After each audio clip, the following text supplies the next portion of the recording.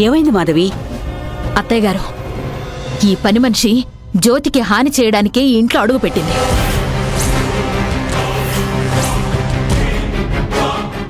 మీ అనుమానం నిజమే అనిపిస్తుంది పెద్దమ్మా. లేదంటే ఫ్లోర్ మీద అన్ని నీళ్లు ఎవరైనా పోస్తారా? ప్లాన్ ప్రకారం కావాలని పోసినట్టుంది. శ్రావ్య, నువ్వు నన్ను పిలిచావా? లేదు జ్యోతి, నేను చెప్తున్నాను కదా, నేనిప్పుడే తన దగ్గర నుంచి వస్తున్నాను. ఈ కిలాడి నిన్ను బయటకు రప్పించడానికే శ్రావ్య పిలుస్తున్నట్టు డ్రామా ఆడింది. ఆ దేవుడెందుకు జ్యోతి అడుగడుగునా నీకు ప్రమాదం రాసిపెట్టాడు?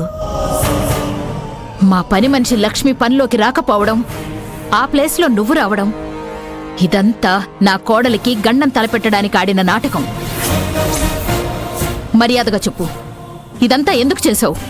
నిన్నెవరు పంపారు? ఎవరిలా చేయమని చెప్పారు? ఓరు దేవుడు, ఇప్పుడు గనక ఇది నా పేరు, నీలాంబరి ఆంటీ పేరు చెప్పిందంటే కష్టపడి నేను మారానని తెచ్చుకున్న పేరంతా గంగలో కలిసిపోతుంది. నేను ఎలా తప్పించుకోవాలో అర్థం కావట్లేదే.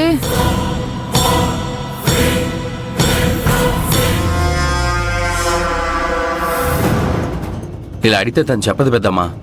పోలీసులు పిలిస్తే వాళ్లే నిజం చెప్పిస్తారు. వద్దు బాబు, వద్దు, నేను చెప్పేస్తాను.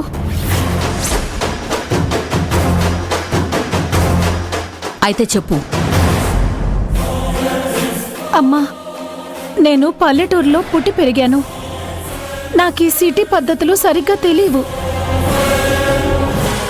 నీళ్లలో లిక్విడ్ ఎంత పోయాలో తెలియక ఎక్కువ పోశాను. బండలు సరిగ్గా తుడవడం రాక నీళ్లు ఎక్కువ పడ్డాయి. నిజంగానే శ్రావ్యమ్మ గారు పిలిచారని అనిపించింది కాబట్టే జ్యోతమ్మ గారిని పిలిచాను.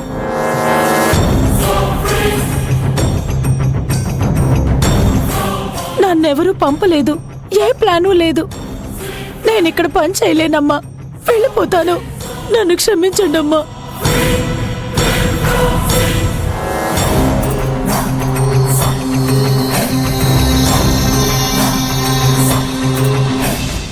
ఎందుకు జ్యోతి, నీకే ఇలా జరుగుతుంది? ఏమోలే, ప్రమాదం తప్పింది కదా. అమ్మ జ్యోతి, నువ్వు కాస్త జాగ్రత్తగా ఉండాలి. వెంటనే టాపిక్ డైవర్ట్ చేయాలి.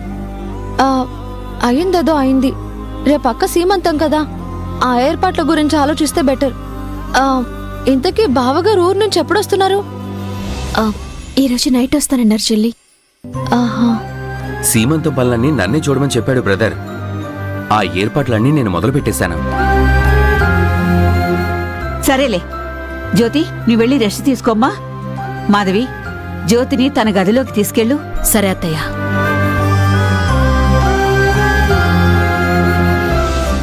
నీలాంబరి ఆంటీని కానీ మూడో వ్యక్తిని కానీ నమ్ముకుని లాభం లేదు.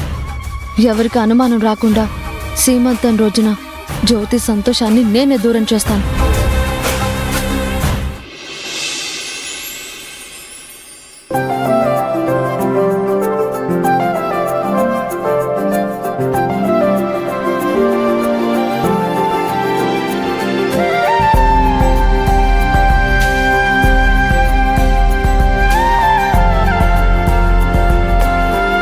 హాయ్ బావగారు.